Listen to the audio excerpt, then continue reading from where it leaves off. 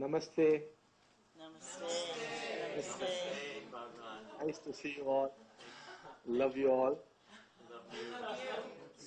Thank you for Yes. speaking with us and staying up late for us today. Thank you. Thank you so much. So could we start now? Yes. Yes, thank you. We'll go ahead with the first question. Yes. But the first question is, Bhagwan, how can we best connect to you and Amma energetically so that we can converse energetically with you directly and receive guidance for growth, higher stages of consciousness and for fulfilling our life's purpose?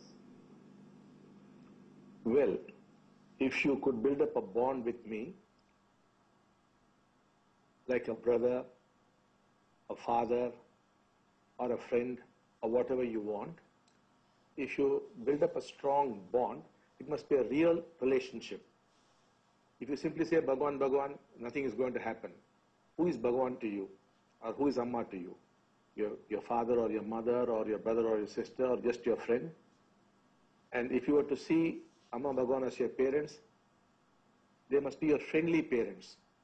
If you see them as your brother or sister, they must be very friendly with you. Friendly brother, friendly sister. And if they happen to be your friends, very friendly friends. That friendship is very important. And then, after the bond has been built up, if you strongly desire that we should connect with you and guide you, we can connect with you very powerfully, either inside you or outside you. Sometimes it could be nearly physical, and we can talk to you, we can guide you step by step, we can do a very intensive process for you.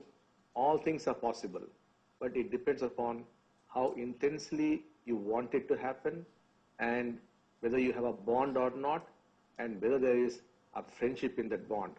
Depending on these factors, you can connect to us in an instant and we'll be right there as though we are right sitting next to you there and we can guide you.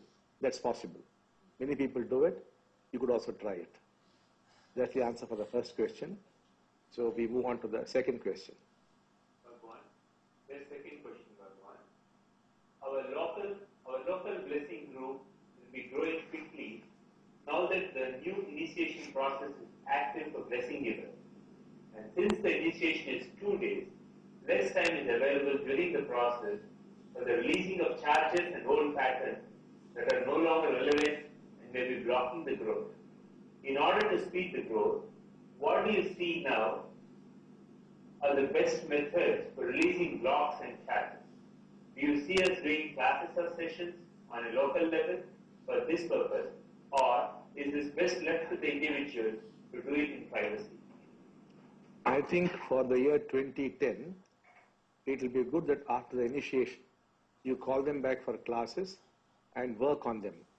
Maybe in 2011, I think the processes could become automatic after the blessing. But until that happens, we shall wait for that to happen. If it happens after 6 months, it's very good. The moment you give the blessing, the processes could automatically start. If that happens, nothing more is required. But as of now, we can't exactly say when it's going to start. Most probably it will start in 2011. So until then, I would suggest you call them back after 2 days, whenever it's possible, and continue the work of clearing the blocks. That is very, very important and essential. But hopefully, very soon, the blessing will be also be able to do the processes automatically. So that is the answer for the second question. Move on to the third question, Bhagwan. The third question is, Bhagwan, in blessing a particular business or organization, such as a school, on a regular basis, will it be helpful to raise the level of the consciousness of that business or organization? How important is this in the larger picture of raising the level of consciousness of all mankind? The blessing is a very ubiquitous tool, and you could use your intelligence and apply it wherever you want. The blessing could be given to animals, to plants, even to machinery, even to a house. So it could be used anywhere for whatever good purpose you want it to be used. So when you give it to a school, the school would definitely progress. The children and the teachers would definitely grow in their consciousness. If you give it to a business, the business will prosper. It can be applied anywhere and everywhere. And whenever you are giving a blessing, either to an individual or a group or an organization, you are connecting them to the divine. Because the Diksha or the blessing is actually coming from the divine. And you are helping the divine to reach out to mankind, to reach out to the individual or to the collective. So that is basically your role. And with every blessing that is being given to an individual or a group or even to a country, you are helping raise the average level of human consciousness. It will be moving up and up and up. Every single blessing is like a drop in the ocean. And with many, many blessing givers, giving many, many blessings, the divine and man are going to come very close to each other. This whole work is to bring God and man together. You may use the word God or the divine or whatever you want. But then it's about bringing these two energies together. And God, as far as we understand, is your own higher self. You are disconnected from your own higher self. You're trying to bring yourself and your higher self close together. The Diksha or the blessing, in fact, flows from the higher self. That is its source.